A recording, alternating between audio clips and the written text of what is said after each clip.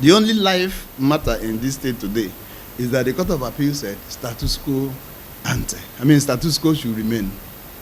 And that the status quo, so that they are also very careful not to allow several individuals who now masquerade as pocket lawyers to give their own interpretation based on their divide.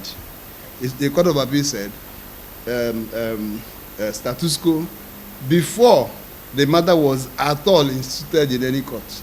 So what is the position? That Martins is the Speaker of the Senate Assembly, and that Martins has all the powers to commence sitting.